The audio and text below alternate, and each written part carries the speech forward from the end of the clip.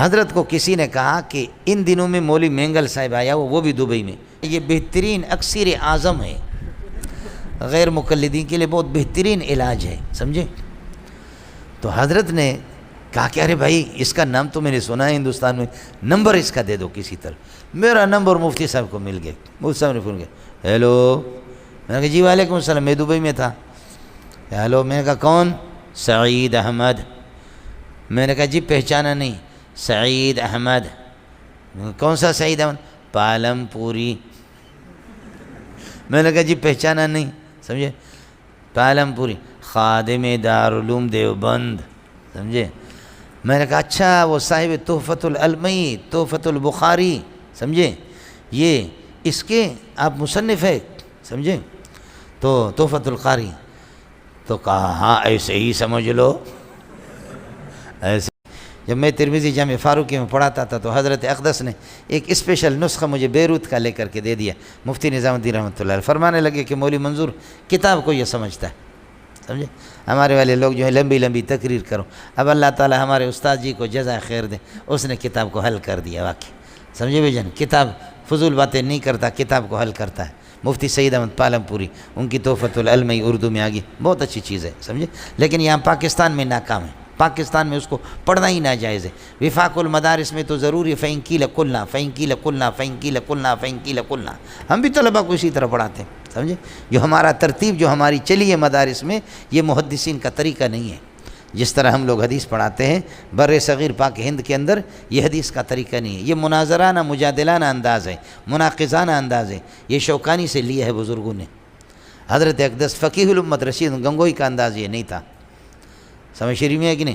وہ فقیہ تھے، محدث تھے، سمجھے؟ باقی مناظرانہ انداز ہم لوگوں میں بہت چل پڑا، سمجھے؟ حدیث میں حضرت کا انداز فقیہانہ محدثانہ ہے۔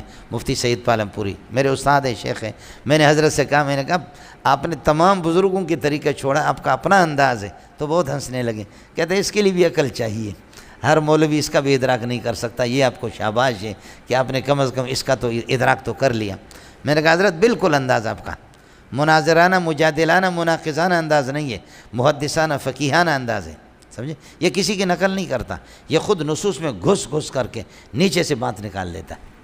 یہ کمال مدرس کی جب اپنی محنت ہوتی ہے تو پھر اس طریقہ پر ہوتا ہے، سمجھے؟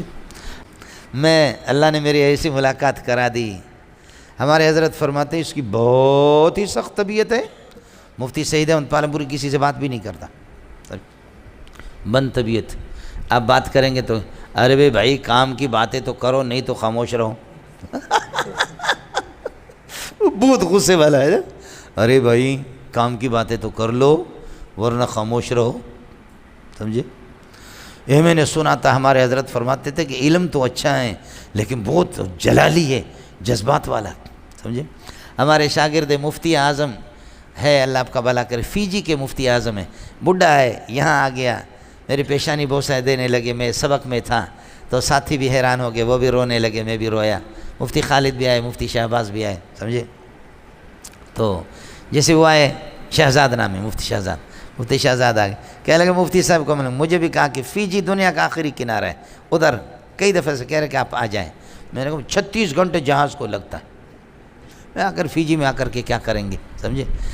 تو وہ آگے انہوں نے کہا کہ مفتی صاحب کو لے گئے، مفتی صاحب کو لے گئے، ہم نے سنا تھا کہ مفتی صاحب غصہ ہوتا ہے، تو کہتے ہیں ہم بھی خاموش، مفتی صاحب بھی 1.5 گھنٹہ ایئرپورٹ سے اتار کر کے ہم اپنے گاؤں کی طرف جاتے رہے، چلتے چلتے چلتے چلتے چلتے، کہنے ارے بھائی میں کسی قبرستان میں تو نہیں آیا ہوں۔ ارے بھائی کسی قبرستان میں تو نہیں آیا ہوں، آپ لوگ زندہ ہے یا مردہ ہے؟ تو مفتی صاحب کہتے ہیں ہم نے کہا استاد جی حضرت زندہ ہے، زندہ ہے۔ کہا کہ پھر بولتے کیوں نہیں، کچھ تو بولا کرو۔ تو مفتی صاحب کہتے ہیں ہم نے کہا کہ جی آپ تو بہت غصہ ہوتے ہیں، ڈر لگ رہا ہے، نہیں بول رہے ہیں۔ پر میں کام کی باتیں تو کرو، ویسے فضول بات نہیں کرنا۔ میں بھی ڈرا ہوا تھا۔ مولانا امداد اللہ ہمارے بھائی بنور ٹاؤن والے بڑے آدمی ہیں، مولانا امداد اللہ غیر مقلدین نے حضرت کو تنگ کیا ہوتا دبئی میں، سمجھے؟ تو حضرت کو کسی نے کہا کہ ان دنوں میں مولوی مینگل صاحب آیا وہ بھی دبئی میں، چندہ کے لیے ہم لوگ جاتے رہتے، سمجھے؟ تو انہوں نے کہا کہ مینگل صاحب ان دنوں میں آیا، یہ بہترین اکثر اعظم ہے، غیر مقلدین کے لیے بہت بہترین علاج ہے، سمجھے؟ تو حضرت نے کہا کہ ارے بھائی اس کا نام تو میں نے سنا ہے ہندوستان میں، نمبر اس کا دے دو کسی طرح۔ میرا نمبر مفتی صاحب کو مل گیا۔ مفتی صاحب نے فون کیا، ہیلو، میں نے کہا جی وعلیکم السلام، میں دبئی میں تھا۔ ہیلو، میں نے کہا کون؟ سعید احمد۔ میں نے کہا جی پہچانا نہیں۔ سعید احمد۔ کون سا سعید احمد؟ پالم پوری۔ میں نے کہا جی پہچانا نہیں، سمجھے؟ پالم پوری، خادم دارالعلوم دیوبند، سمجھے؟ میں نے کہا اچھا وہ صاحب تحفۃ العلمی، تحفۃ البخاری، سمجھے؟ یہ اس کے آپ مصنف ہے، سمجھے؟ تو تحفۃ القاری۔ تو کہا ہاں ایسے ہی سمجھ لو، ایسے ہی سمجھ لو۔ ارے بھائی باتیں چھوڑو، یہ بتاؤ تو کدھر ہے، ہم آپ سے ملنے کے لیے آ رہے ہیں۔ میں نے کہا میں طالب علم اور آپ آ جائیں؟ آپ حضرت کہاں ہے، ٹیلی فون دے دو کسی کو، اور وہ ہمارے ڈرائیور کو سمجھے، میں بھی سفر پہ تھا تو ہم لوگ وہاں گئے، سمجھے؟ یہ اس طرح سیدھا بیٹھا، تقریباً پونے 2 گھنٹہ ہم لوگ گپ شپ لگاتے رہے۔ الحمدللہ علمی باتیں، صفات باری تعالی گفتگو ہو گئی بہت سے مسائل میں۔ کہ نام تو بہت سنا تھا، بڑی خوشی ہوئی، بڑی خوشی۔ میں نے دیکھا کہ توا گرم ہے، روٹی لگاؤ، روٹی لگاؤ۔ میں نے کہا حضرت مجھے اجازت حدیث دے دو۔